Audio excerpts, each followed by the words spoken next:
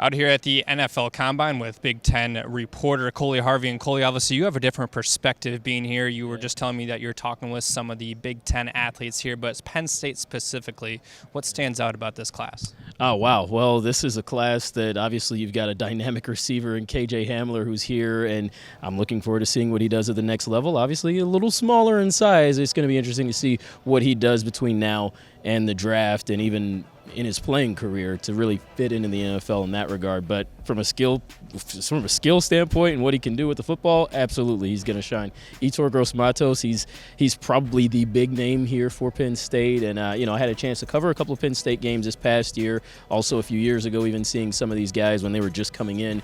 Honestly, I remember the day that KJ Hamler signed with Penn State. So this is kind of crazy to look back and see this all full circle.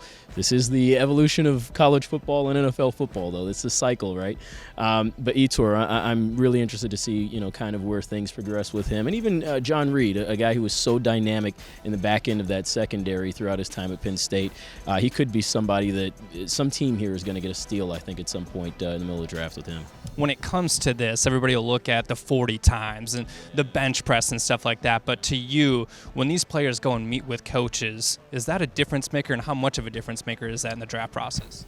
I'm not sure how much of a difference maker it is, but I definitely think that it matters, that it counts. You're talking about a situation where these players are getting a chance to show just what they know, not just what they've been shown to know on the football field, but they're proving their knowledge. They're proving if they can think on the fly. They're proving where they're supposed to fit. The college game and the NFL game, although the college game is starting to mirror itself, or I should say the NFL is mirroring more of the college game now.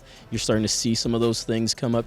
It's still a totally different league, and so there are certain aspects of it that the players are going to have to prove. And I think that's where the coaches certainly can gain that perspective, and also gain a perspective on who it is that they're working with.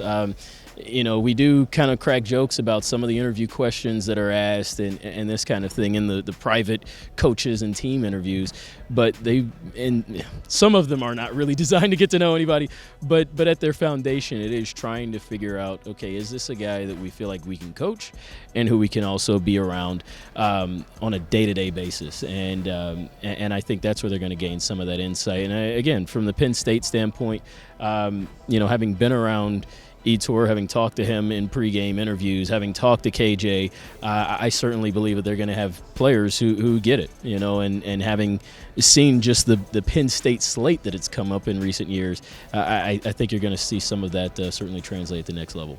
Really appreciate your time, and we'll see you back here in Indy in a couple of weeks for the Big Ten men's basketball tournament. Sound good? That's right. I mean, those Nittany Lions, man, the Hoopsters are doing it too. So thanks so much, Mitch. Good to talk to you. Thanks, Coley.